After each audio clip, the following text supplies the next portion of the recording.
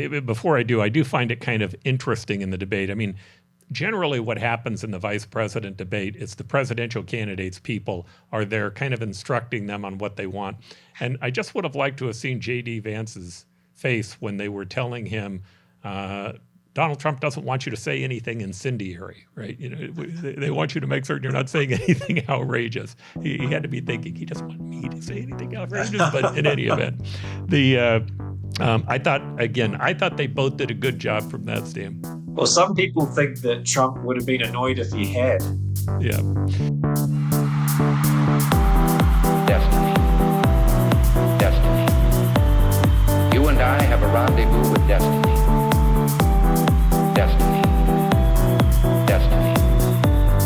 You and I have a rendezvous with destiny. We choose to go to the moon in this decade and do the other thing, not because they are easy, but because they are hard. All right, first, I want to welcome back to the New Frontiers one of my favorite national columnists, Bob Robb. Bob, thanks for being with us today. Always good to be with you. All right, and then also I'd like to welcome back my compatriot here, Henry Thompson, who's a professor at ASU, and I like calling him Lord Henry. You'll know why when you hear his accent here in a second. Great to see you, Paul and Bob, as always.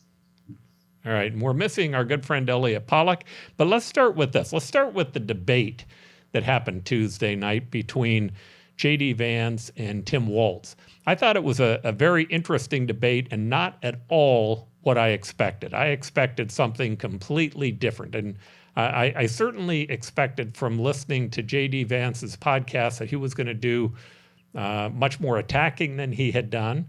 And on the other hand, with Walz, I thought he was going to do poorer than he did because he hasn't been doing that many of these types of discussions. And one thing I learned in politics is that practice definitely helps. My own personal opinion is that J.D. Vance came out a little bit ahead, but I actually was impressed by both of them. I thought they both did a fairly good job. Well, I think the fact that was sort of the consensus, that this was a refreshingly substantive and civil debate, simply illustrates how low our expectations and standards have become, because in reality, I thought it was pretty pedestrian and not particularly enlightening for people who might have an actual interest in the policy direction for the country and our future. I believe politically it was a non-event. I don't think there was anything that occurred during the debate that will cause anyone to be more likely to vote for either of the presidential candidates. Vance probably burnished his own personal political brand. I think that Walz didn't do damage to his, but clearly he felt like a fish out of water, and that was shown. I don't think there's any particular significant political consequences of that, but I think probably Vance slightly improved his brand and Walz slightly degraded his. Yeah, I agree with Bob that I don't think it's going to be a debate of great political consequence. I think that in tone, the debate was really different. I think to obviously what we've seen in so many of these presidential debates since 2016.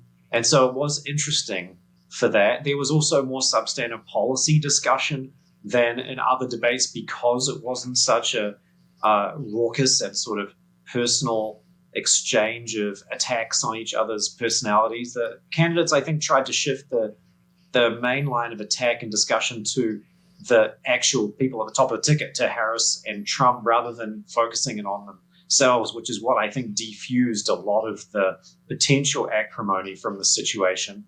And I don't think that there were any real gotcha moments or anything that's going to really go viral on social media, which I think is probably why it's not going to really make big waves. I do agree with Bob that Walz didn't seem really that comfortable up there. He seemed at times to give answers to questions that were kind of rambling and a little unclear.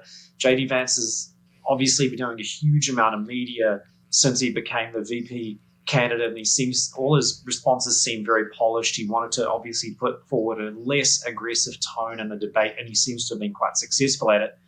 The moments to me that really stood out were the moment when Walz was asked about these slightly unclear parts about his biography, right? There are these parts of the biography where he claims that he was in China during the Tiananmen Square uprising, which isn't actually true. And then there have been some other claims that he's made about his military service that seem to be sort of slight misrepresentations.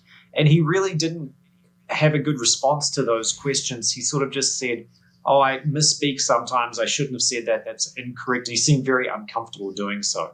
And on Vance's side, it was when he was challenged about January 6th and the events surrounding the attack on the Capitol. He also didn't really have a response for that, and I think also seemed somewhat uncomfortable responding to those remarks. So I think that both candidates showed some vulnerabilities or slip-ups there, but they're really quite minor in the greater scheme of things. Things like not things that people didn't know before about them, not things that people hadn't seen before that might be troubled from their previous statements. So I think there were a couple of moments that were kind of interesting, but nothing that's going to really sway the trajectory of the race.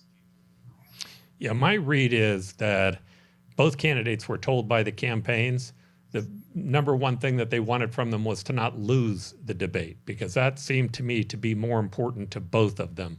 I agree with Bob that you can have a civil debate and still be vigorous, and a vigorous debate would talk about the differences between the campaigns and how they both see the world differently.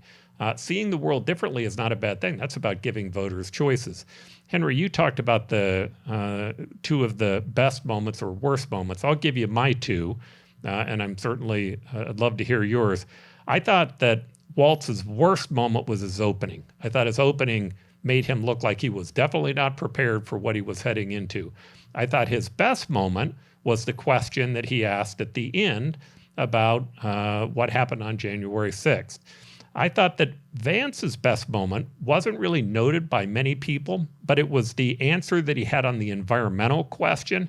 He did a very good job on that question of pivoting back to their core message by saying, look, if you really want to have a better environmental output, why wouldn't you try to bring those jobs back to the U.S. where our environmental qualities are better? There are certainly challenges to that, but that was a very good answer, I thought, of pivoting something that could have been a negative for him back to their core message. I thought overwhelmingly the worst answer in the entire debate was his last answer, which was he didn't have an answer for what happened on January 6th. I've heard other podcasts that he's given where he actually said he would not have signed the approval for the election to move forward that Pence had signed, that he would not have done that. And to me, that's a big challenge. He didn't have to answer that in this one. It's amazing to me, it's all that difficult for them to just say, yeah, we lost the election. Let's talk about the next election. Let's talk about where we are today. But they seem to have a very difficult time in doing that. Now, in saying that as being the worst answer, because it was at the end, I would bet you on this debate, by the time you got to the end, 60 to 70% of the folks had turned their television off, not because it was a horrible debate where they were shouting at one another, but because it began to become rather boring. Well, my favorite moment in the debate was when, after he was asked whether Trump lost the election, Vance said, Tim, I'm focused on the future, and then instantly turned to a statement that Kamala Harris made in 2020. So, I thought Walz's best answers or best performance for his team was on abortion in January 6th. I thought that he did make his campaign's points on those two matters pretty well. Even though I disagree with the political economy view of the populist nationalists, I thought that Vance did a good job of articulating that as sort of the overarching explanation for what's wrong with America and how to fix it. He fairly consistently returned to controlling immigration and protectionist immigration economic policy as the way we could have avoided the problems that we've had during the Biden administration, blaming the Biden administration for an uncontrolled border and an economy which, in this argument, isn't producing for average Americans, and that the populist nationalist solution of controlling immigration and protectionist economic policies was the answer. He kind of consistently made that case, and he certainly made it more coherently than Trump ever has. I agree with that. I think I'd like to make sort of a macro point about the debate, which is that it really seemed like they didn't want to make any mistakes, that they both wanted to appear as being nice and reasonable. And I think that on the one hand, for Walz, is just part of his whole persona. That's the political persona he puts forward as this nice, reasonable Midwestern dad who doesn't make any waves. But for J.D. Vance, I think it was important for him to get away from these firebrand statements that he'd been cast as this right-wing radical. So they kind of both were, in a way, reined in. And that makes me sort of think a little bit about where this presidential race is at the moment. And I think it's a toss-up, essentially. I don't think anyone knows which way it's going to go, really. And that, to me, almost seems like both campaigns are okay with that right now. Neither campaign seems really willing to take a risk, to go out there on a limb, to do something a little more radical, to try and force this issue. They seem content to try and eke this out over the last month or so of the race. Bob has been saying for weeks, this is a base turnout election. I think that both campaigns probably have internal polling that shows them being neck and neck or slightly ahead, and they both, it seems, feel okay with that. I didn't see either of these candidates in the debate really taking a risk to try and say something really damaging to the other. And I think it's kind of remarkable, actually, that at this stage of the race, with everything that's happened, maybe the public, maybe the campaigns even are just exhausted, and they just kind of are happy to be still in it with a sort of a neck and neck chance. But, you know, as the debate was going on, essentially we already had this situation developing in the Middle East. Zelensky had either been in the US, or I think he was in the US still for the UN General Assembly as this debate was going on, or right before. And this idea, I think, that foreign policy is developing into a real quagmire for the Biden administration, I think that's really the attack line that J.D. Vance did not go after. I think he could have gone much harder at Tim Walz for being associated with, via Kamala Harris, with this foreign policy debacle. It seems to just be taking on new dimensions and new severity almost every day. And to be honest, I'm sort of surprised that he didn't. I'm surprised that the campaigns and even Vance seem comfortable to just eke it out at this point, despite these very dramatic events that are in the news. You know, as we speak, you could have been following the developments in the Middle East on your phone while you were watching the debate, and that really didn't come through with what you were seeing on the TV screen. Yeah, let's turn to that. Before I do find it kind of interesting in the debate. I mean, generally what happens in the vice president debate is the presidential candidates' people are there kind of instructing them on what they want. And I just would have liked to have seen J.D. Vance's face when they were telling him, Donald Trump doesn't want you to say anything incendiary, right? You know, they want you to make certain you're not saying anything outrageous. He had to be thinking, he doesn't want me to say anything outrageous, but in any event, I thought they both did a good job from that standpoint. Well, some people think that Trump would have been annoyed if he had. Yeah. So let's talk, though, about foreign policy, because I am convinced that actually Donald Trump is looking at doing something exactly along that line. I don't know if you guys remember the Cambridge Analytica guys that worked for the Trump campaign all the way back, I think, in 2016. I listened to an interview by one of them, and he said something very interesting.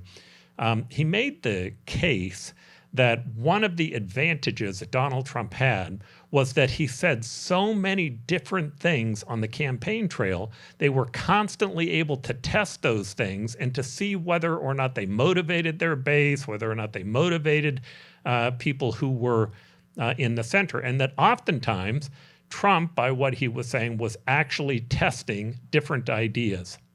The one thing that's becoming clear to me in watching Trump over the last couple of weeks, and in also listening to the people who are his either apologists or supporters, is there's a focus that's beginning to happen around this concept of what Trump is calling World War III. I'm going to play a couple of clips here so you guys can see what I'm talking about, and then we'll delve further into it. It's dangerous in terms of crime and all, but it's very dangerous in terms of a possible World War III. We're very close to World War III, and people don't realize it. We're closer than we've ever been, I think, ever since World War II, but this would be the war of wars because of weaponry. This isn't, as I say, two army tanks going back and forth shooting at each other. The level of power, the level of weaponry that there is in the world today is so bad, is so dangerous, is so bad.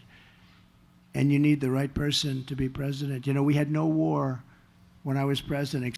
And we'll go on to the other one. Now, that last one was at a speech that he was giving to law enforcement, and he made that flip. But listen to this one, you'll hear something similar. And I will prevent something that nobody else will be able to do. I will prevent World War III, and you are very close to World War III. Biden and Kamala got us into this war in Ukraine, and now they can't get us out. They can't get us out. I watched him. We will win. We will. He's been saying that for 3 years. Every time Zelensky comes to the United States, he walks away with $100 billion. Now, here's the point that I'm trying to make on this. First, he's trying to play up the idea that that with Kamala and Biden, that the chances of a world war, a nuclear war, are greatly enhanced. Now, that's being amplified by Putin and by other people who are giving that same claim. So I think it's worthwhile to spend just a little bit of time talking about that concept. You know, how do you avoid a World War III? How do you avoid a nuclear war? How did we avoid it during the Cold War? In the Cold War, we came very, very close to that.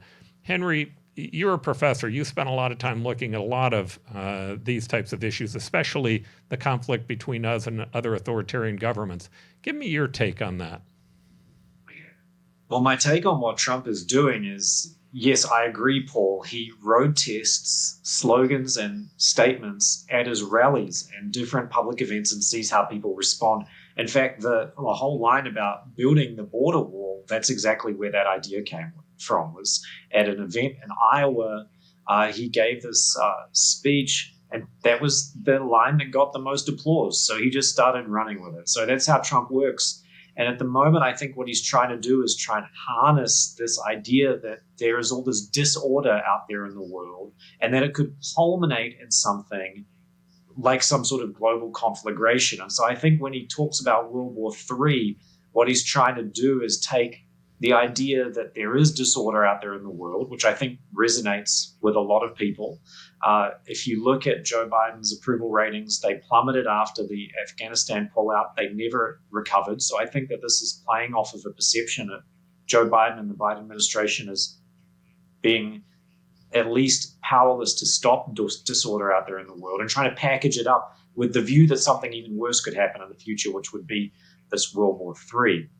Now, of course, after World War II, there was a period, the Cold War, especially the early phase of the Cold War, where people really were worried about a World War III, but it would not have been obviously between the United States and its allies in Nazi Germany and Japan, but between the United States and its allies in the Soviet Union and its allies. And for a while, probably through the mid-1960s or a little earlier, it kind of looked like such a war between nuclear armed powers was not completely implausible, right? We had moments like when the Soviets blockaded Berlin, West Berlin. They wouldn't allow supplies in and out of West Berlin to try and force the United States and the Allies to basically hand that territory over to the Soviets. They had the blockade of Berlin, and the United States had the airlift to get supplies in and out. We had the confrontation over the Hungarian Revolution, where you had basically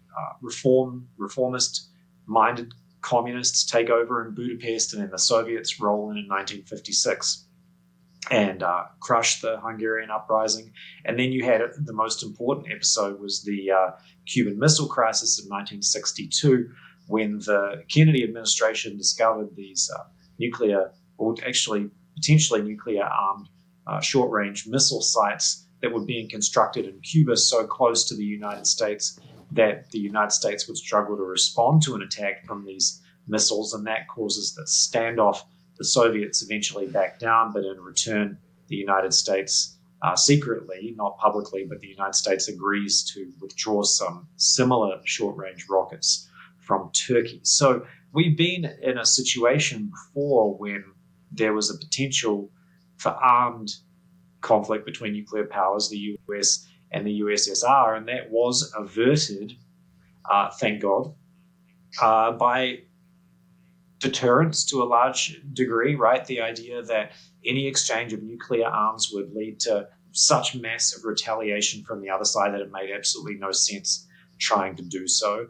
That there were so many US troops and Allied troops stationed in West Germany, for example, that a Soviet incursion from East Germany would be total destruction, would be cost incredible amounts of lives. And so deterrence was a major component to preventing the outbreak of hostilities, but then there were still these crises where it was sort of up for grabs, and it seemed like things could really go the wrong way, and you could see conflict, whether it was the American and Soviet tanks facing off directly at Checkpoint Charlie in Berlin in 1948, or when they built the Berlin Wall in 1961, or when it was unclear how Khrushchev was going to respond to Kennedy's demands that they take down these nuclear missile sites in Cuba. So World War III was luckily averted in the 50s and 60s, but it was a scary time. It was never a sure thing. And so when Trump says World War III, I think a lot of that, people's knowledge about how dangerous that era was and how destructive conflict between nuclear-armed great powers would be, I think that really brings a lot of worries and concerns that play into this pre-existing notion that the Biden administration has really presided over the rise of a really disorderly global environment. Bob, part of what Trump has made as an argument is he likes to say that I would settle this Ukraine problem in the first 5 minutes. I think most people agree that if he did settle it, the only way he would settle it is by giving Putin exactly what it is that he wants. Give me your view on, first, whether or not this is an effective campaign tactic, but I'd also like to know, at least in your mind, is Trump a better person to help us avoid World War III? I certainly believe that Trump's foreign policy pitch is that he's a tough guy, and that's sufficient deterrence and sufficient to protect American interest in the world, and that Biden and Kamala Harris aren't tough people, and other countries take advantage of that. I do believe that there will be a tendency by swing voters to see that as a quasi-valid claim, mostly based upon how unsuccessful the Biden foreign policy has been. And while I don't think Trump really is a tough guy, he does put on a convincing facade of being so. I don't think he is the best bet to avoid World War III. Because if World War III occurs, it will occur like World War I through massive miscalculation and folly.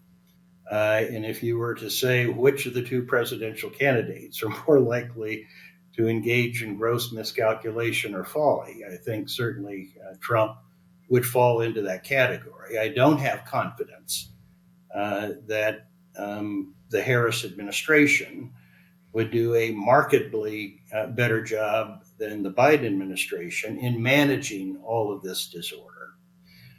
With respect to Ukraine, I strongly believe that U.S. interests are at stake in seeing that Ukraine succeed in the sense of being an independent nation that is able to join the European Union and possibly join the security alliance of NATO.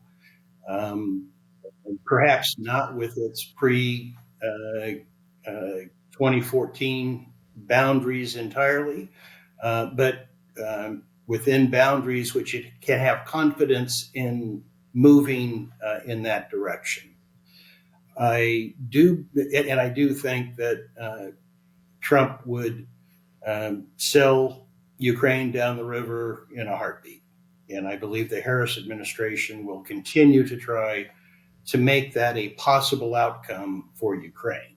Having said all that, I do believe that there is a risk, and not a non-trivial risk, that depending upon how things go on the ground in Ukraine, and particularly if there are further intrusions into Russian territory, that it is possible that Putin would resort to the use of tactical nuclear weapons. And I do think that's a legitimate consideration in calculating how we and the extent to which we assist Ukraine militarily. So far, it's been mostly bluster, but I think there could be circumstances on the ground which would become a serious consideration by Putin. Yeah, there's so much to take into consideration in terms of how do you avoid a World War III. I'm not altogether certain Trump was a tough guy. I'm not altogether certain that Trump would be dealing with things much differently. I mean, in 2019, the Iranians shot down an American surveillance airplane over international waters. Trump did nothing. Iran bombed Saudi Arabian oil fields. Trump did nothing. I'm not quite sure that the tough guy image quite fits, which to me isn't altogether worrisome. It's just, if you say, well, Biden's done nothing, putting 2 aircraft carriers in the middle of the Persian Gulf, that's not nothing. That's been a move that I think has pushed back to some degree and certainly has helped Israel. But what's more important to me is what really works. If you start with the idea, I like George Kennan's letter that he wrote. I think it's called The Long Telegram. It was in response to Stalin, who had given this speech that we interpreted as being very aggressive. We were concerned about why they weren't willing to join the International Monetary Fund, why they were rejecting Bretton Woods. And we had this sense that we couldn't quite understand why they were becoming more aggressive. And Kennan, in this letter, he dispelled really that communism was looking for world domination. He said that there were a series of factors that were driving the Soviet Union. The first factor, he said, was the history of Russian leaders, that the history of Russian leaders had long been paranoid about not only Western influence, but Western invasions. Security was a big issue for them. And they saw our success as undermining their ability to be successful with what they want.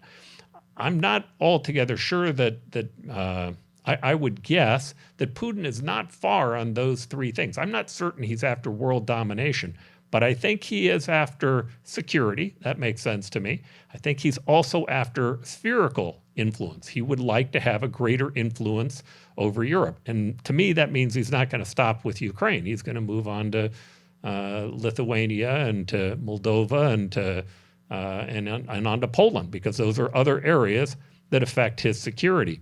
But what Kennan said in his letter during the Cold War was, what's the answer? Because in the United States, we had a Republican Party at the time that had two different points of view.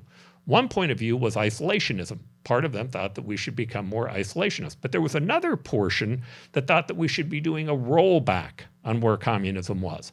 And then you had the people who were a supporter of détente, who thought that we should just go try to have a diplomatic solution with them and find peace. And what Kennan said was, none of those are going to work, but here's what will work. Their system is more flawed than ours. Contain them. And he said, the key to containment is you have to start with strength. You have to show them that you'll push back. But you also, in being able to have strength, you need allies. Allies are important. To me, that's the single biggest issue in Ukraine. I feel bad for the people in Ukraine, but more important than Ukraine are how our other NATO partners feel about Ukraine. Making certain that we build an alliance with them is important.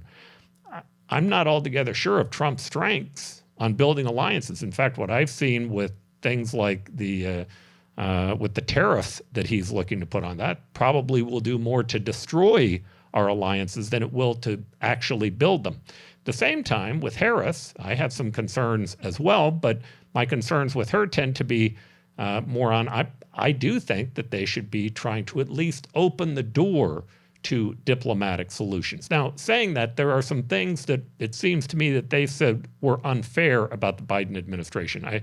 I keep hearing them repeat this idea that Biden had a chance for a diplomatic solution and he rejected that. Well, my memory is that in 2001, they actually, Putin and Biden had a phone conversation. And I recall that later we went back to them to talk to them about their security guarantees. And my understanding, what we tried to offer them was, look, if in fact NATO invades you, there's no evidence that that has ever happened, but if in fact they invaded you, we would, any aggressor that tried to come after Russia, we would take Russia's side. We'd provide you a security guarantee on that. The point is, I think that they did want to try to find a diplomatic solution. I think Putin, at the end of the day, if Putin doesn't want a diplomatic solution, you're not going to find one. It takes both partners to be willing to participate. Now, I also think we had McMaster's on here the other week, and I think he's right. At times, the Biden administration have either through accident or through a bad policy haven't projected the type of strength that's necessary for deterrence. I'd love to know, Henry, kind of what you think. You know, we're watching what's going on in the Middle East today. We were talking about this a little bit before the show. Just this whole concept of what's happening with the Biden administration and the advances that Israel's taking. And in watching that, whether or not you think, one, Israel's doing the right thing, and whether or not you think the Biden administration is doing what they should be doing to be supportive. Well, the foreign policy situation is becoming increasingly complex and difficult to manage. And in 1946, when Kennan wrote that letter, China was still basically in the throes of World War II and the Chinese Revolution. The United States had one adversary that was still standing, the Soviet Union. Western Europe was in rubble and the colonial world was essentially a non-factor. Today, the United States is faced with a major regional power behaving in an incredibly belligerent way with Russia's invasion of Ukraine. It is a major regional conflict with two powers, Israel and Iran, plus all of Iran's proxy groups, basically an open conflict across the Middle East. And it has the major long-term strategic adversary of the United States, China, behaving increasingly belligerently towards its neighbors in the South China Sea, and with the explicit goal of reintegrating Taiwan into the mainland CCP regime, which they consider a core part of Chinese sovereignty and a crucial goal of the entire CCP regime. So the situation that the United States is facing today is far more complex than the one that it was facing in 1946. And it seems to be getting worse with, in Ukraine, the Ukrainian government increasingly, it seems, distrusting its Western allies to the point that they are embarking on operations like the invasion of the Kursk region of Russia without even informing the United States or including them on any of the planning. And the same thing happening in the Middle East, that Israel, the United States' main ally, is undertaking this, what appears to be a more direct assault on Iran and Iran's proxies without the clear cooperation or assistance of the United States, at least on the sort of long-term planning and strategic side.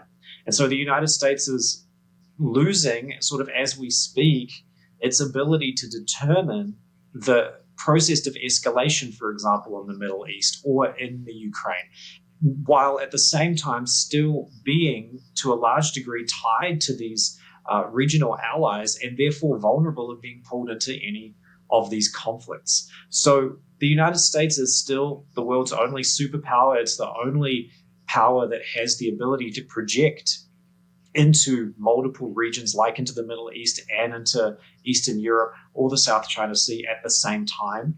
But at the moment, the United States is losing its ability to determine the course of events in those areas. And it's really, really concerning because it raises the prospect of miscalculation of the United States getting drawn into conflicts that it never really wanted, simply because of it not having the upper hand and being able to determine the course of events. So I think what the US needs, and it's probably actually too late, I think that events could have actually already spiraled out of control. But what Kennan's idea was this broad strategy of containment that everyone could kind of get behind. It didn't mean open warfare with the Soviet Union. It meant containing the Soviet Union's sphere of influence such that it couldn't get any further in the meantime. And as the system decayed and showed signs of collapse, that then the Soviet Union would be weakened. And of course, that took over 40 years to happen, but eventually it did happen. I don't actually see any long-term strategic plan like that from the United States at this point, let alone from even a specific administration. I think these things have to bridge multiple administrations. And that's really the big worry, is that there's no consensus about the United States' place in the world. There is no grand strategic plan. And yet the United States is right now at risk of being drawn into major regional conflicts, not just in one area in the Middle East, but in the Ukraine as well. And of course, there's the ever-present threat in East and Southeast Asia that something similar could happen. So it's a very, very complicated and very worrying situation for the US abroad at the moment. All of the success that Israel has had, and the success has been truly remarkable over the last several weeks, occurred by ignoring or defying U.S. base and pressure. I think particularly in the Middle East, I think we can differentiate all of these hot spots because I think that they do have individual characteristics and they don't fit into a paradigm. The way that trying to contain Soviet expansionism after World War II did fit. And in the Middle East, the United States needs to get out of the business of trying to tell Israel how it can defend itself and what it should do to protect its own sovereignty. When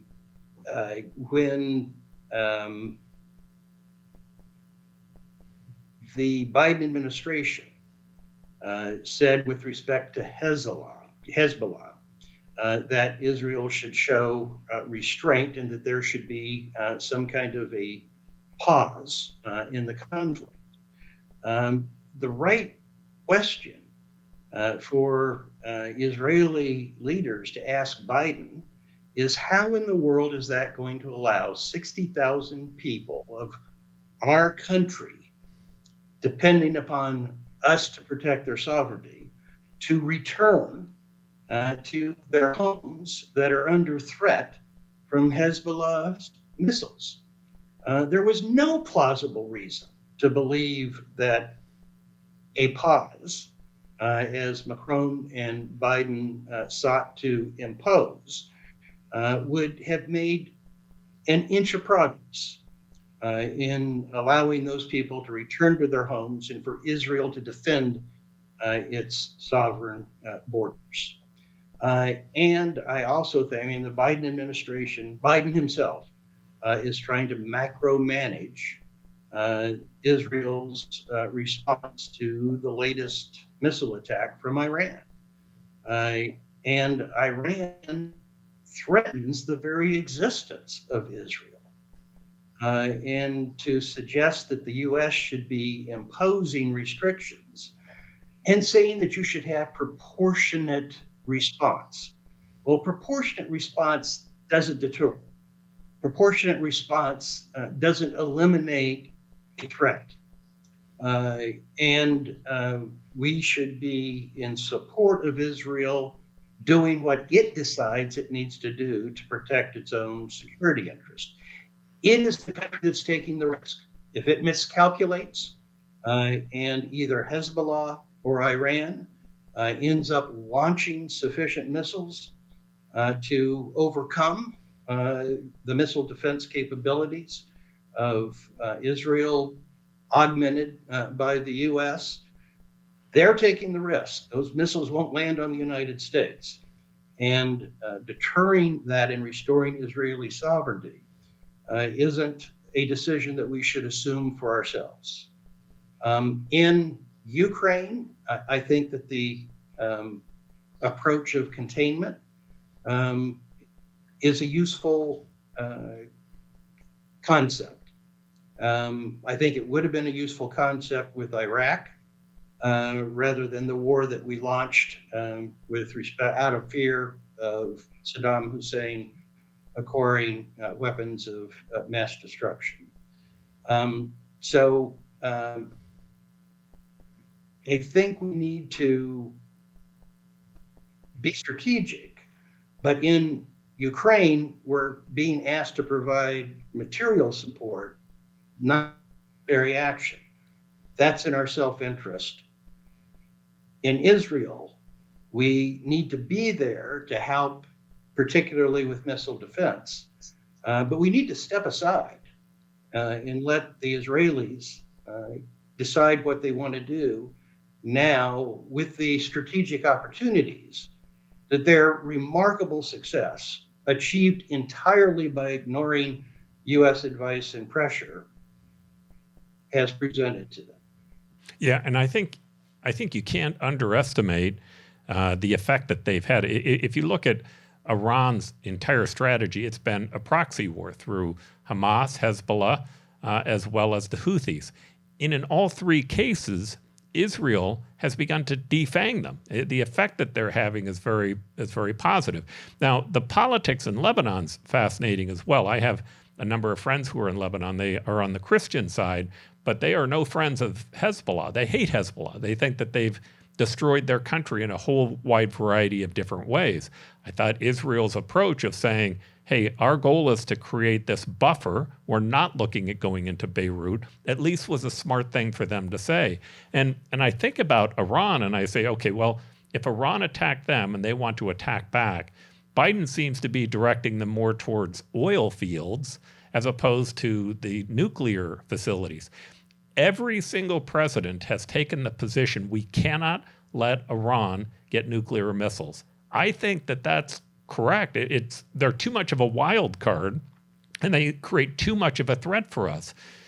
If Israel has decided to take that on in response, now might be exactly the right time to let them take that on.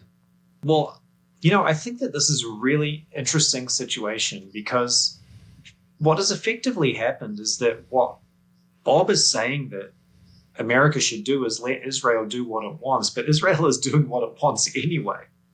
And what if the same situation arises in the Ukraine, where with the support of the EU and their allies, The Ukrainians, essentially, I don't know how long it will take for them to develop enough manufacturing ability, but they could essentially be doing what they want without the Americans telling them what to do or signing off on a lot of these crucial strategic decisions as well.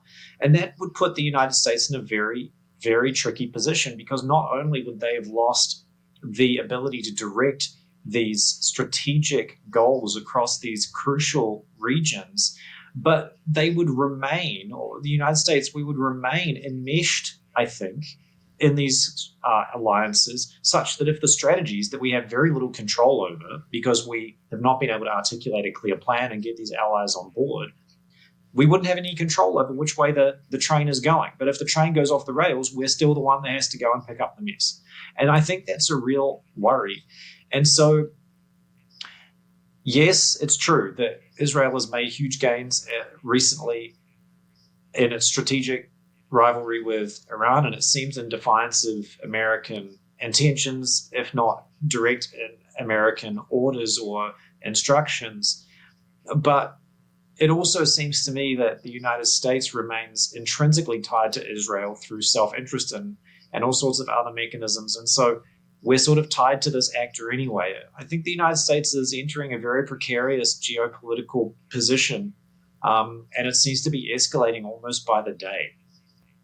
So the reason that I think that looking at George Kennan's whole long telegram, or I think they called it X at the time, what effectively happened from his letter was we began to formulate a single U.S. policy. That policy that we began to create carried through from administration to administration. Now, we made some mistakes in it, but I would argue most of the mistakes we made is because we didn't follow the strategy that he laid out.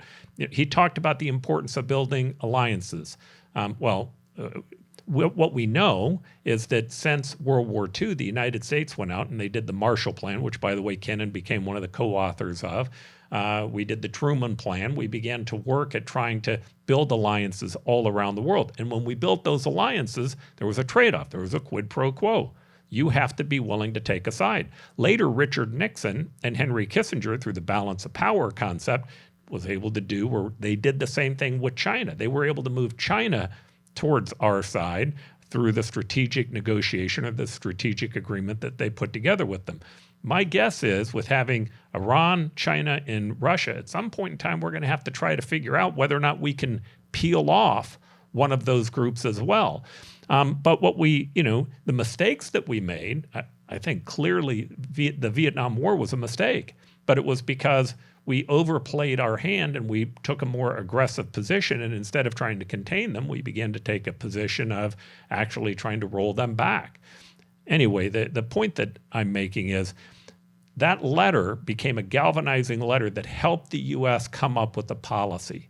Today, if you look at our policy, I think our policy should start with, how do we avoid a nuclear war? Trump's idea that we avoid a nuclear war with either a strong man or, for that matter, just giving Putin what he wants, going the other direction, that to me doesn't really sound like a policy that's going to be successful.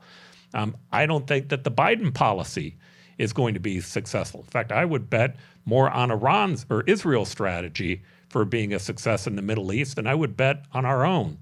But today, it seems as if we're not really moving forward intentionally with a policy that's going to be able to last from administration to administration.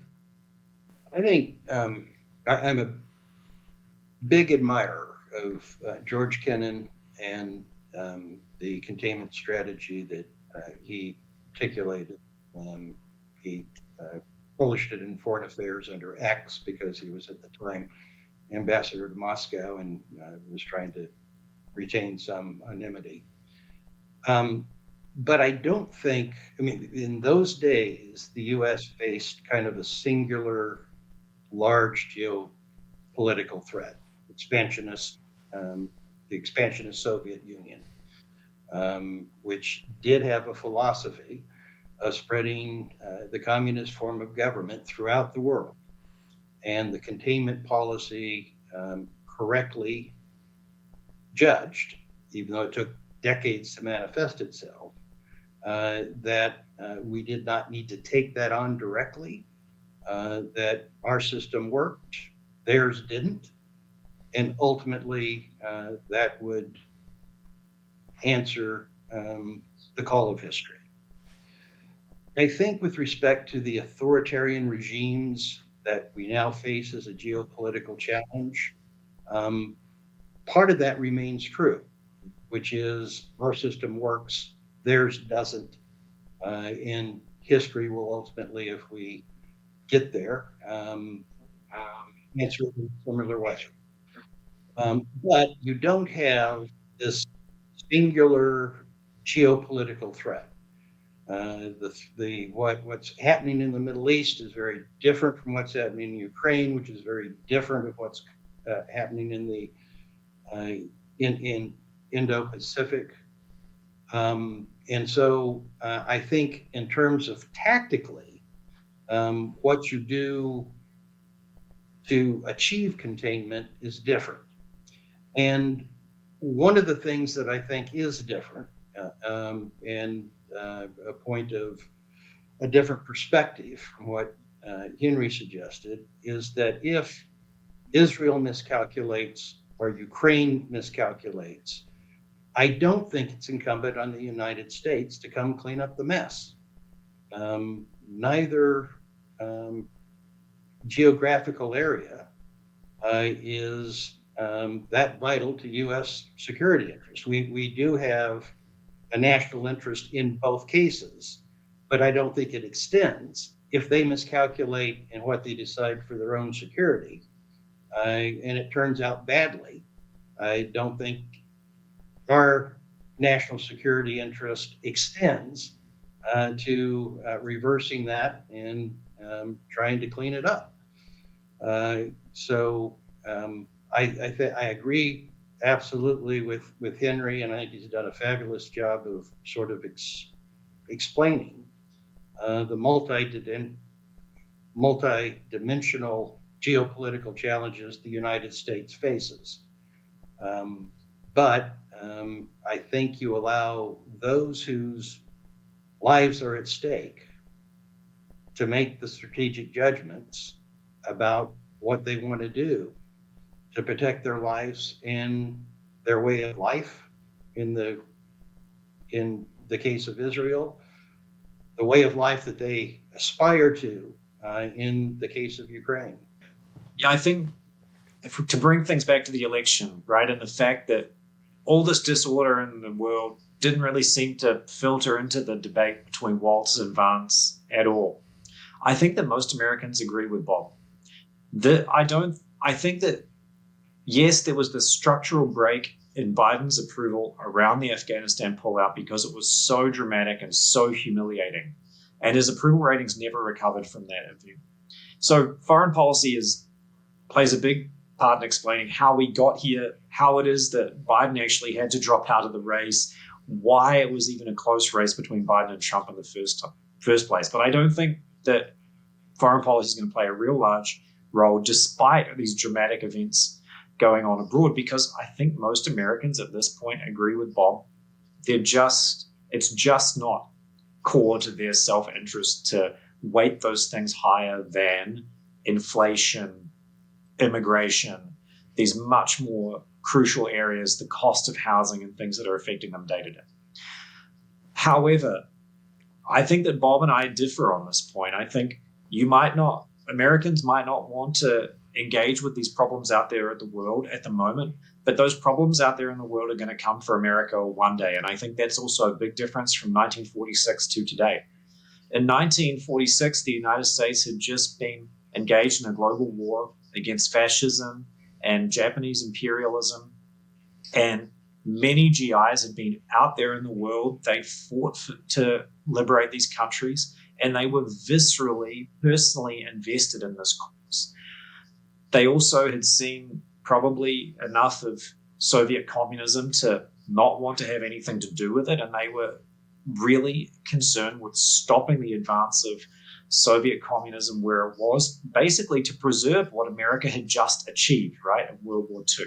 Whereas now it's almost the opposite. America's foreign interventions have not been as successful. Americans have been turned off foreign interventions by the war in Iraq, by the war in Afghanistan, they don't feel invested in the abroad at the moment because they don't want to experience these sorts of negative experiences. I think we're in a very different place, but I don't think that America can hide from these problems forever, unfortunately. I think that eventually these things are coming for America one way or another, and in more visceral and important ways than just the 5% jump in gas prices that happened since we started the podcast because Biden said somewhere that Israel was going to attack the Iranian oil fields, right? I think these problems are going to move closer and closer to America's core interests. And that's the real worry, is that we don't have anyone making that case to the American public and articulating this broad strategy where it's something about containment, where it's something about some sort of broad strategy that allies can get behind as well to keep these threats, these problems from encroaching any closer to America's core national interests. Yeah, Sun Tzu said thousands of years ago that you should be careful about entering into or engaging in a war in a far-off place because your people don't see how it affects them. So my own personal opinion is you have to take that into account because that is part of the political advice. In the United States in World War II, it took a long period of time before we were willing to jump in and help one of our strongest allies, England. And that event was called Pearl Harbor, meaning they attacked us. I think the line that the U.S. has to draw is a line that relates to resources, support, the ability to tactically help them, but I think we have to be very careful about where we commit our troops, because it's when we committed our troops, and more specifically when we committed our troops for longer periods of engagements, that we have had a very difficult time of finding success.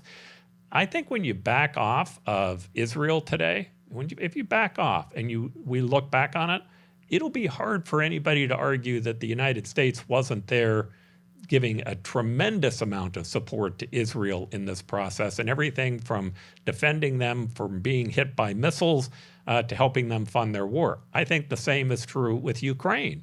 I think it will be very difficult for them to argue that we haven't done a tremendous amount. Now, where I agree with Bob, how far Ukraine should go, I think Ukraine should recognize they don't have a security guarantee today. And I think we should be conscious about when we issue security guarantees. It makes sense to me in Japan. It makes sense to me in Australia. It makes sense to me in NATO. How far we go with NATO? In Ukraine, if they're going to find success, I am very doubtful they're going to find it by getting back all of the land that they've lost since 2014, getting back the Donbass, getting back Crimea. I'm very doubtful that's going to happen. I also doubt that should be the single most important thing to them. I would think the single most important thing to them wouldn't even be their security guarantee. It'd be being able to take part in the European economic community so that their economy can grow and they can begin to build out their own strength. That's going to take them doing some other things too, getting rid of some of the corruption problems, taking on a greater role in democracy. They have a role to play. They played a great role at defending themselves. But just from a numerical standpoint, I think Russia has more people than they do in long term. It's in all of our advantage to helping them try to find some peaceful solution. I think with Iran, it's important to find a peaceful solution as well. But the fact that they've been supporting Hamas, Hezbollah, and the Houthis doesn't seem like a peaceful Iran. It seems to me like they're pushing the edge of the envelope and they've been getting away with it. All right, so I'm just going to hit you guys on a couple of issues before we leave. Henry, I'm going to start with you. There was a great article on The Economist. We'll throw it up here, but it was talking about how the far-right movement is beginning to take place all over the world. But more specifically, they focused on Germany and the moves that are happening there. I know you've spent some time on that. I'd love to have your input as to whether or not you think this is a problem or whether you think it's still a very small amount of people that this is happening with. And also, what, if anything, governments can be able to do to try to avoid a return to what Germany saw in the 1940s. Yeah, the situation in Germany and now Austria is quite interesting. I lived in Germany for 5 or 6 years, and I spent about 3 years in Berlin. And some of the regions surrounding Berlin, the former East Germany, which is part of the interesting part of this conversation, is we have the Cold War coming up again. It's the East German provinces where the so-called Alternative for Germany, this right-wing nationalist party, has made huge inroads there. And in some of these state elections in the last few weeks, they've been the biggest party. In a few of the elections, they've been one of them, I think, the second biggest party. And in Austria, they just came in as the biggest party in the national elections as well. So these are all proportional systems where there are direct mandates that you win for a certain area, but then there are also, according to the percentage of the total vote, seats are allocated in the parliament. So what's going to happen is that in all of these cases, apart from maybe Austria, I think the far right will be excluded from the government coalition. I think all the other parties will more or less come together and form coalitions that exclude the AfD because they've said before that they are too far right, that they don't distance themselves enough from Germany's Nazi past and other issues, that they won't make coalitions with them. And that, I think, for the short run, will be a more or less workable solution because they will be able to form governments and govern these regions without the far right. In Austria, I think the conservatives will actually join them in a coalition. And so I think that the far right will be in a coalition government in Austria.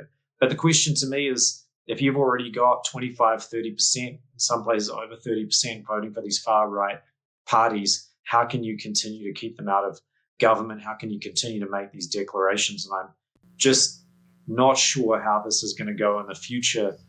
It might be an okay situation for now if they can keep the far right out of these governments for the foreseeable future, but it really just kicks the can down the road. And if they keep winning elections, it could be no longer a plausible option to form these very disparate coalitions just to keep them out of power. Populist nationalism is on the rise throughout Europe. It has become what the American Republican Party largely stands for. I don't think it's realistic to keep the politicians who champion those policies and perspectives out of the task of governing. And people are concerned about the effect of immigration on their economies and their culture. They like the idea of nation states as opposed to multilateral organizations and governance. And that can't be ignored. And I think you can't treat all the politicians who champion that point of view as though they've got political body order and you can't associate with them. Angela Merkel had been very successful in kind of co-opting popular ideas by political opponents. And she sort of ran into the end of that kind of a political ploy with the Alternative for Germany forces. I don't think that they can be ignored. They're real. They represent a large segment of political opinion in these countries. And if you're going to have democratic governance, what the body politic wants needs to be listened to. You know, one of my favorite comments is that if leaders elected through Western liberal democracies aren't willing to ensure that illegal immigration doesn't happen, there are fascists who are willing to do so. And the point is that what we should start by doing is attacking the issues that are attractive to them. It's an important thing to recognize what it is that the other side is saying that's attracting people in. And if you decide to come up with a reasonable immigration policy, you can buy in most members of the public. But if you decide to do nothing and you allow it to sit and you're not willing to compromise with the other side, it is inevitable that those people who are trying to get rid of illegal immigration will become more attractive. That's true in a variety of other areas. You spoke about, Bob, this concept of multilateral organizations they're not supportive of. And I would frame it a little bit differently.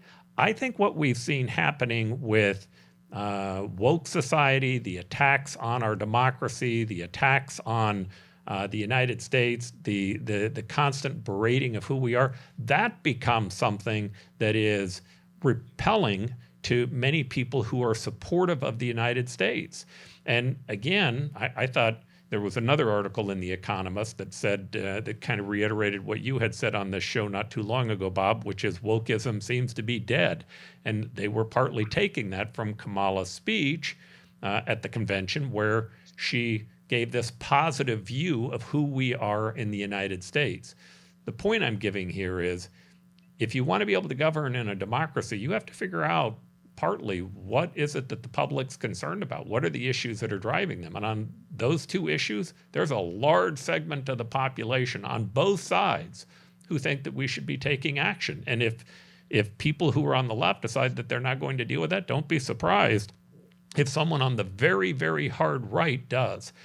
I think those problems are also true in places like Germany as well as other places throughout Europe. I agree with you that these are issues that cannot be ignored, and they can be exploited by people who aren't committed to classical liberalism and democratic governance. Maybe the place where it is most in play right now is in Great Britain, where the Conservative Party has largely atrophied, while the populist nationalist party, it seems to be on the ascendancy and has set its sights at replacing the Conservative Party as the principal opposition party. So these are significant political dynamics occurring in this country and in our closest allies, both substantially and in terms of shared culture and shared support for classical liberalism and democratic governance. It is in many ways as large of a threat as these more militaristic threats that we've been discussing. Yeah, I think it's good to link the two topics, right? And to think about the ways that the two things are interrelated. During the Cold War, there was a clear divide. There was a clear question about two different socio-political systems, socio-economic political systems, communism versus liberal democracy and liberal capitalism. And now we don't have that conflict anymore. Even the Chinese regime is much more complex, and it's hard to make that hard distinction between the two regimes. At least people don't understand the hard distinction anymore. And so you have, I think, in a way, there's no compelling ideology, no compelling political, economic, social view that's holding the West together. And in a way, that plays into our inability to articulate a strategy on the global level for how we're going to deal with these authoritarian powers, or with communist China, or with a theocracy like Iran. And so what you get is this splintering of opinion. You get, for example, these right-wing nationalist parties in Europe, whether it's UKIP and Brexit Party and Farage's Reform, or whatever he's calling his party now, or the AfD in Germany, or Le Pen, that on the one hand, they're sort of rejecting parts of what the far left wing want in the United States and the UK and Germany and others, this kind of woke agenda. They're against that sort of cultural politics, but then they're also sort of equivocating when it comes to Putin's Russia, which they see as being better on those issues, even though, let's be honest, a regime like communist China or a theocracy like Iran or even Putin's Russia would never allow for the development of a party like UKIP or Le Pen's party, right? They would crush that sort of anti-systemic party. You can't get up in Russia and say, I reject all the policies of the government, let's change the entire ruling ideology. They'll put you in jail. And so these things are getting extremely confused, where you get these right-wing parties that are showing sympathy for authoritarian regimes that are really completely antithetical to the sorts of values that have allowed those movements to grow in the West. And so, yeah, I think that these things are all linked. The splintering of ideology in the West, the radicalization of ideology in the West is partially because people don't understand what the alternative is anymore. They don't understand what it is that's gotten us where we are today and how we're going to prevail, or at least show our system to work better than these other systems. They seem to be grabbing from wherever they can and things that resonate in very sort of incoherent and irrational ways. Henry, I definitely agree with that. And I'm going to use that to transition to some of the good things that the United States does. You know, oftentimes we're beating up on ourselves, but I think we should every now and then stop to recognize all the amazing things that are happening in this country. And I want to point out one piece of good news that I think is really exciting for the American public today. You know, science fiction's always fun. I love watching different movies, and I don't know if any of you have ever seen the movie The Fifth Element, but in The Fifth Element, it has Bruce Willis, who's driving this car, which is a taxi, and it shows how the taxi can fly at multiple different levels, and it has a little card machine that tells him when it is that he's gotten a ticket and when he's done something wrong. If his language was bad, he gets another ticket. It's kind of a humorous part of the show. What they missed that's fun is how much that was going to change. Now, if you come to Arizona today, you would see one of the big changes that's happening in the taxi industry. We all know about the rideshare industry. That's certainly been something that's taken place with groups like Uber. But today, autonomous driving is making an incredible change. Today in Arizona, in Phoenix, you will see these cars all over in the Phoenix area. It's Waymo, the Waymo vehicle. And it's always surprising when you'll be standing on a curb or when you'll be sitting at an intersection waiting for the light to turn, and one of these cars will pull up next to you, and you look inside and there's nobody driving the car. They're working extremely well. And it's been a huge technological advancement. If you look at how far this technology has advanced, it's already amazing. You know, just in June, they were doing about 50,000 rides a week. Today, they're over 100,000 rides a week. They're testing this program out only in Phoenix and in San Francisco, but they're also planning on moving to Los Angeles and to Austin. One of the exciting things that's happening with them is that Uber and Waymo are now looking at a joint venture that could be transformative. You know, it's very easy when you pick up your Uber app to just hit that you want a car, and not only that it shows up, but more importantly, that the bill's already paid, you have some communication with the driver, you can tell them where you're actually standing. It's an amazing process. As they begin to integrate that into the automated driving in Waymo, I think that experience is going to go through the roof. You can see it looking at this slide today. Today we're at about $4.8 billion that this industry is already taking up. But if you look at this slide, it's dramatic. It's almost $1 trillion that this will be by 2032. Now, there are a variety of benefits that you can see here in this slide, but two that I think are important to point out. The first one is that it is dramatically cheaper to be able to utilize one of these vehicles. In fact, the cost differential between driving your own vehicle and a robo-taxi looks to be somewhere around an 80% reduction. However, the big benefit is time. The average American today spends about 52 minutes a day in their commute.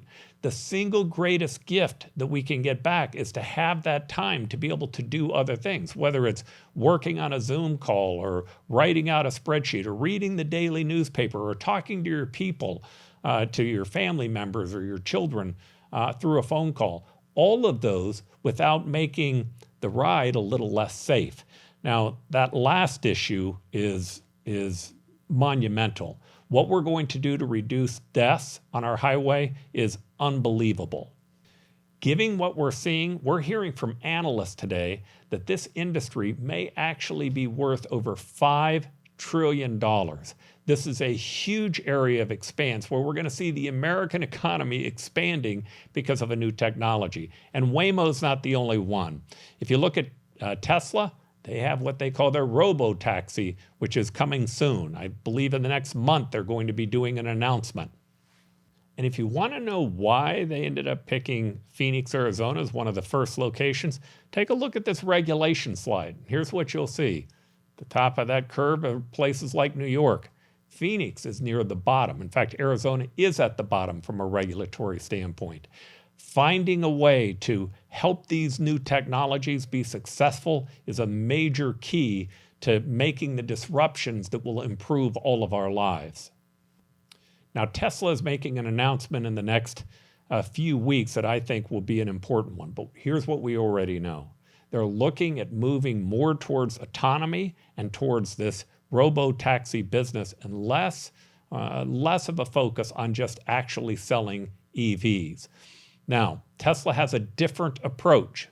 Now, their approach is radically different, and I can't tell you technically which is better. They are moving away from using LiDAR and radar and instead only utilizing computers and very powerful AI equipment to be able to make their process work. And because of that, they've done a lot more to advance this technology than any other car company. Tesla's full self-driving now is in its 12th iteration, and it represents a significant leap forward in AI technology. Unlike the previous versions that relied on 300,000 lines of I think it's called ++ code, FSD uses a single end-to-end neural network trained on billions of video frames. This approach allows the system to learn and adapt much more like a human driver, processing visual information in real time to make complex driving decisions. And before you think that this is going to mean a dramatic loss in jobs, I might argue that there actually may be an increase in jobs, because while clearly someone else may be driving the car, who's going to clean them? Or who owns them, right? There's talk by Waymo about actually becoming more democratic in allowing individuals to own them and to capitalize them and for them to rent them back from them. But there are also other tasks that are going to increase jobs as well. And if you're increasing the amount of cars that are out there and decreasing the amount that people own, you may actually increase the amount of jobs. Now, what is the car going to look like from Tesla? Well, we don't know yet. We know that it's going to be released on October the 10th at the Warner Brothers studio. Keep your eye out for it. Now, what you'll see here on the slide, the dark green, which not only doesn't move but is being reduced, are the projections for gas-powered vehicles. Then electric vehicles, you can see, begin to increase. And automated electric vehicles, there's an increase that happens there. But overwhelmingly, mobility as a service is the big game changer. It's not a big game changer for 25 years from now. This is a game changer that's happening now. And you might want to ask this question, which is why this slide's here. Why is it that you should be optimistic about the United States? Because we're not only about our elected leader. The president is certainly important. I don't want to take away from that. If you were in China, it's the only thing that would matter, because guys like Elon Musk might end up in jail, as happened with Jack Ma, with Alibaba. In the United States, our leadership is diffused. Not only presidents and Congress and the Senate, the judiciary, congressmen, governors, mayors, but it's also diffused with the private sector. And in fact, overwhelmingly, the leadership in our private sector ends up being much more important to our long-term interests than are the leadership in our government. That doesn't mean that our leadership in government's not important, but I'm just telling you, because we focused on the individual and we've granted freedoms and we've made certain that we have at least attempted not to over-regulate and over-taxate, although I'm worried about those issues, we've released the human spirit in a very unique way. Now, I'm going to get comments from both of my guests here on this, and then we'll end this show. It's a great question, Paul. I lived in Germany for a long time, and I lived in the UK. And in prior eras, Germany and Japan especially were really at the forefront of driving new technologies and innovation, right? If you think about Germany in the post-war era, they were building the best cars in the world.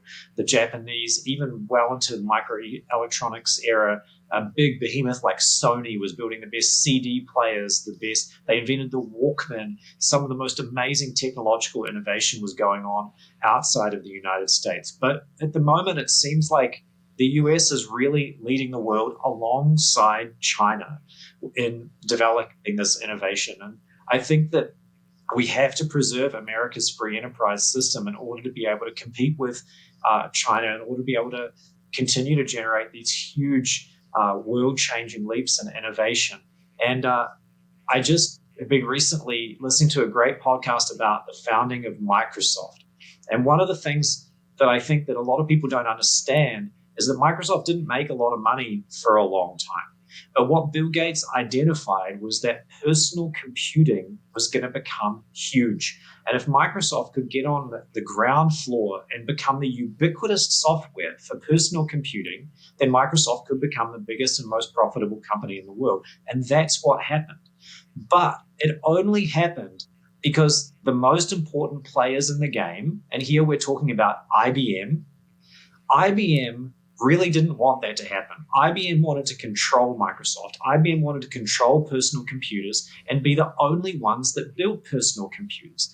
If it had been up to IBM, the big established player, Microsoft would continue of just being the software provider for them, and they would have provided all the hardware, and we would have never had Compaq and Hewlett-Packard and all these other companies providing this hardware that Microsoft ran its software on. It allowed it to become so huge. So the moral of that story to me was, where else but in America could you take the most valuable company in the world, IBM, and have a little company like Microsoft that at that point in time was making a couple of $100,000 a year. It had 10 employees. It was basically parasitic off IBM because it wrote a small software program for IBM. In what other country in the world would IBM fall from grace to be completely eclipsed by a company like Microsoft? And not only that, where Microsoft would in turn be eclipsed by Google and by Facebook and by all these others. I don't think that any other country in the world do you have a system that's that open to innovation. And so I think that the United States does have an advantage. I don't think that other countries allow their national champions be disrupted in this way. And the example of Microsoft shows how crucially important it was, right? And where would we be today without Windows, without Microsoft Office? All of these things were absolutely instrumental in starting the personal computing revolution, which of course led to the internet revolution in the world that we live in today. So I think the United States has got an advantage in this. We've got to be able to allow companies like IBM or like Google or Facebook or whatever it is today to be superseded, to not allow to take control of the regulatory apparatus to squash competitors like Microsoft was in the 80s. And that's what makes America really special. And that's what we've got to absolutely preserve into the future. Decades ago, the economist Herbert Stein wrote a piece for the Wall Street Journal that had a profound influence on me.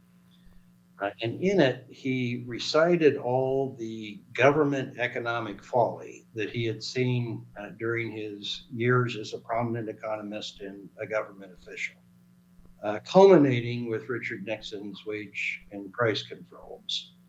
And then he contrasted that with the enormous economic progress that had nevertheless been made over that same period of time, despite all of this extensive government folly.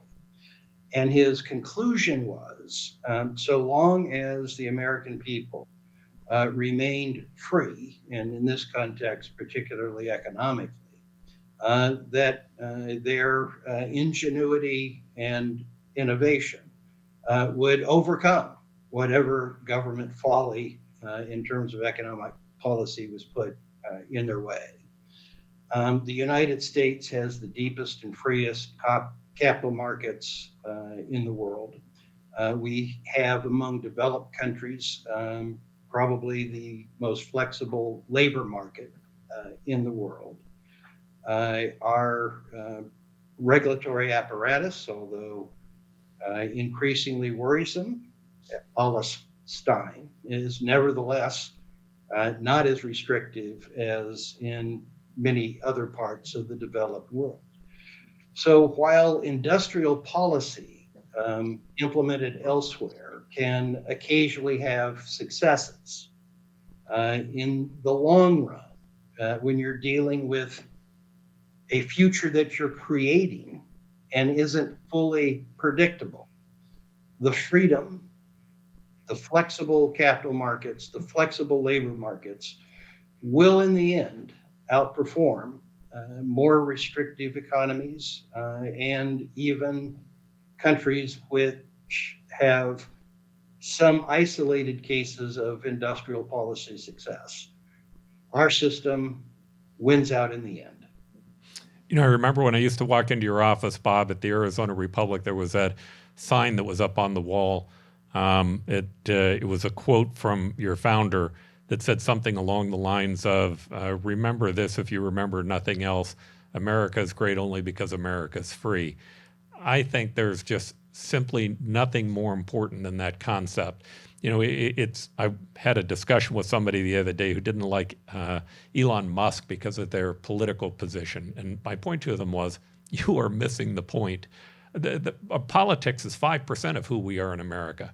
Overwhelmingly, this is about the individuals of America who are innovating, creating, producing greater products, and improving the human condition. That happens as long as government stays at a minimal effect or has a minimal effect. It stays out of the way. It doesn't overregulate. It doesn't overtax. America's great because America's free. And I think if we lose that, we lose the whole ball game. Gentlemen, thank you to both of you. Appreciate you being on here, and we'll see you in a couple of weeks with the New Frontiers. Thank you, Paul. Thank you, Bob. Thank you. Thanks, guys. And we stand today on the edge of a new frontier, the frontier of unknown opportunities and perils. It holds out the promise of more sacrifice instead of more security. The new frontier is here. You and I have a rendezvous with destiny. We'll preserve for our children this, the last best hope of man on earth, or we'll sentence them to take the last step into 1,000 years of darkness.